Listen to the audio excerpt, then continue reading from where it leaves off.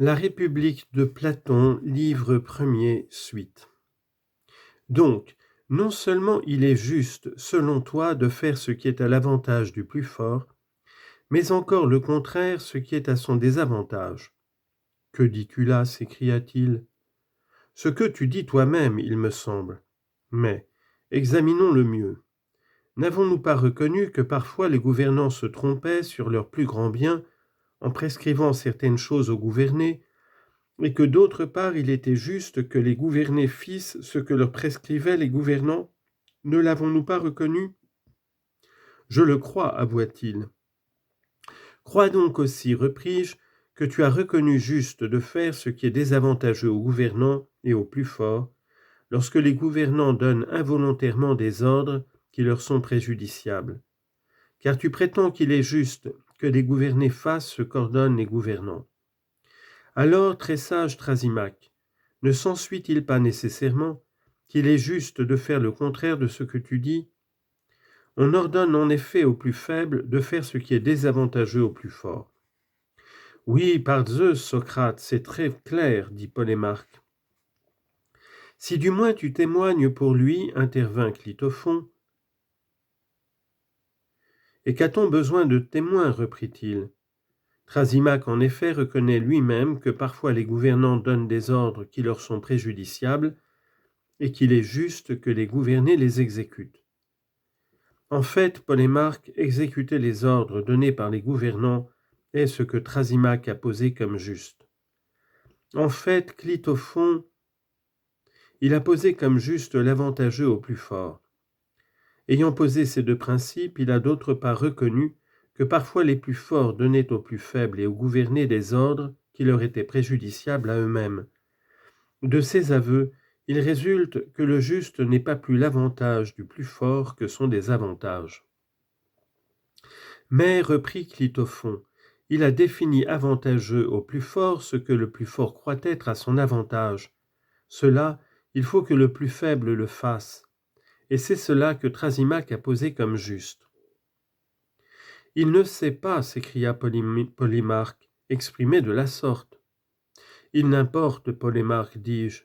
Mais si maintenant Thrasymachie s'exprime ainsi, admettons que c'est ainsi qu'il l'entend. Et dis-moi, Thrasymachie, entendais-tu par juste ce qui semble avantageux au plus fort, que cela lui donne avantage ou non? Dirons-nous que tu t'exprimes ainsi? Point du tout, répondit-il. Penses-tu que j'appelle celui qui se trompe le plus fort au moment où il se trompe? Je le pensais, dis-je, quand tu reconnaissais que les gouvernants ne sont pas infaillibles, mais qu'ils peuvent se tromper. Tu es un sycophante, Socrate, dans la discussion, reprit-il. Appelles-tu médecin celui qui se trompe à l'égard des malades, au moment même et en tant qu'il se trompe? Ou calculateur celui qui commet une erreur dans un calcul, au moment même où il commet cette erreur? Non. C'est par façon de parler, je pense, que nous disons le médecin s'est trompé, le calculateur, le scribe se sont trompés. Mais je crois qu'aucun d'eux, dans la mesure où il est ce que nous l'appelons, ne se trompe jamais, de sorte que, pour parler avec précision, puisque tu veux être précis, nul artisan ne se trompe. Celui qui se trompe le fait quand sa science l'abandonne, dans le moment où il n'est plus artisan. Ainsi, artisan, sage ou gouvernant, personne ne se trompe dans l'exercice même de ses fonctions, quoique tout le monde dise que le médecin s'est trompé, que le gouvernant s'est trompé. Admets donc que je t'ai répondu tout à l'heure en ce sens. Mais à le dire de la façon la plus précise, le gouvernant en tant que gouvernant ne se trompe pas, ne commet pas d'erreur en érigeant en loi son plus grand bien, qui doit être réalisé par le gouverné. Ainsi donc, comme au début, j'affirme que la justice consiste à faire ce qui est à l'avantage du plus fort. Soit, dis-je, Thrasymachie, te semblais-je un sycophante? Parfaitement, répondit-il. Penses-tu que, de dessein prémédité pour te nuire dans la discussion, je t'ai interrogé comme je l'ai fait? J'en suis sûr, dit-il. Mais tu n'y gagneras rien, car tu ne pourras te cacher pour me nuire, ni ouvertement m'avoir par la violence dans la dispute. Je n'essaierai pas non plus, repris-je, homme bienheureux. Mais afin que rien de tel ne se reproduise, marque nettement si tu entends au sens vulgaire ou au sens précis dont tu viens de parler les mots de gouvernant de plus fort pour l'avantage de qui il sera juste que le plus faible agisse. J'entends le gouvernant au sens précis du mot, répondit-il. Pour cela, essaie de me nuire ou de me calomnier si tu peux. Je ne demande pas de quartier, mais tu n'en es pas capable.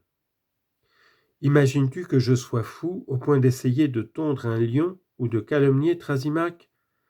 Tu viens pourtant de le tenter, bien que nul en cela aussi. Assez de tels propos, m'écriai-je. Mais dis-moi, le médecin au sens précis du terme dont tu parlais tout à l'heure a-t-il pour objet de gagner de l'argent ou de soigner les malades? Et parle-moi du vrai médecin. Il a pour objet, répondit-il, de soigner les malades. Et le pilote? Le vrai pilote est-il chef des matelots ou matelot? Chef des matelots.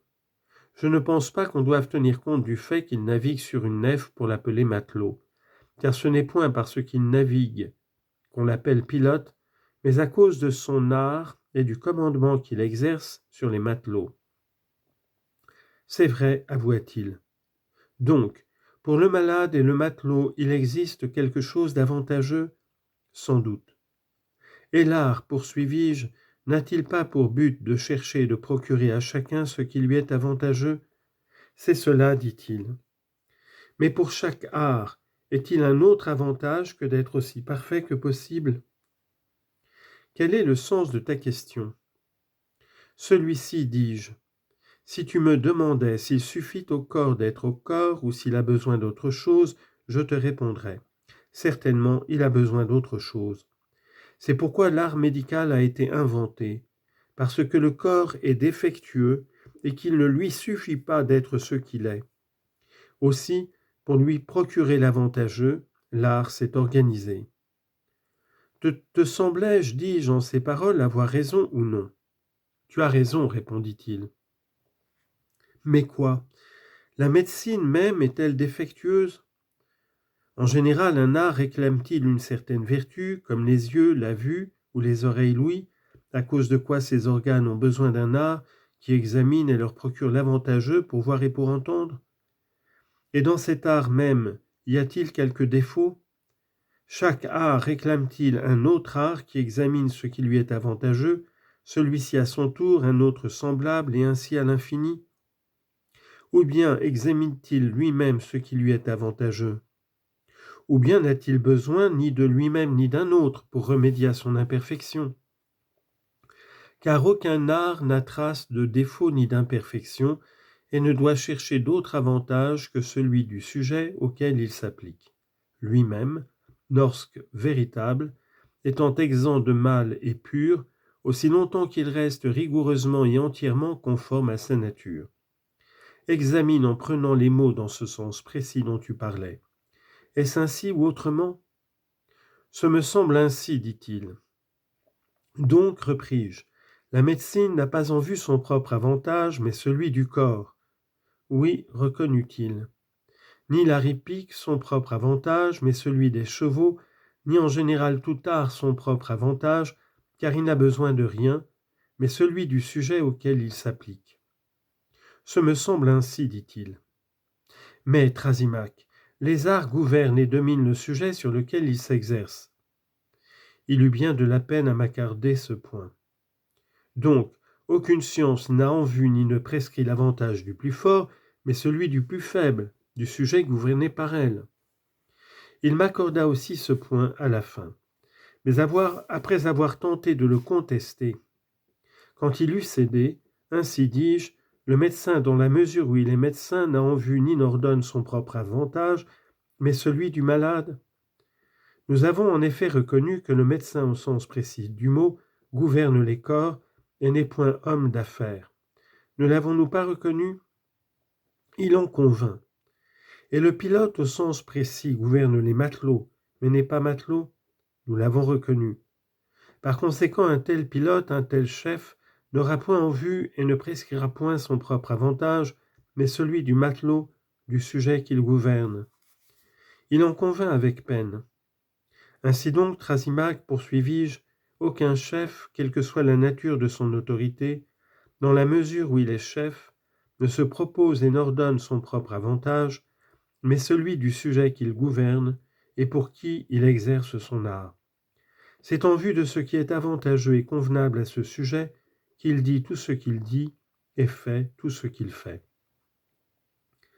Nous en étions à ce point de la discussion, et il était clair pour nous que la définition de la justice avait été retournée, lorsque Thrasymachs, au lieu de répondre, « Dis-moi, Socrate, s'écria-t-il, as-tu une nourrice ?»« Quoi, répliquai-je, ne vaudrait-il pas mieux répondre que de poser de telles questions ? C'est que, reprit-il, elle te néglige et ne te mouche pas quand tu en as besoin, puisque tu n'as pas appris d'elle à distinguer mouton et berger. »« Pourquoi dis-tu cela ? demandai-je. »« Parce que tu t'imagines que les bergers et les bouviers se proposent le bien de leurs moutons et de leurs bœufs, et les engraissent et les soignent en vue d'autre chose que le bien de leur maître et le leur propre. Et de même tu crois que les chefs des cités, ceux qui sont vraiment chefs, regardent leurs sujets autrement qu'on regarde ses moutons, et qui se proposent un autre but jour et nuit que de tirer d'eux un profit personnel. Tu es allé si loin dans la connaissance du juste et de la justice, de l'injuste et de l'injustice, que tu ignores que le juste en réalité est un bien étranger, l'avantage du plus fort et de celui qui gouverne, et le préjudice propre de celui qui obéit et qui sert, que l'injustice est le contraire et qu'elle commande au simple d'esprit et au juste, que les sujets travaillent à l'avantage du plus fort et font son bonheur en le servant, mais le leur de nulle manière. Voici, ô très simple Socrate, comment il faut l'envisager.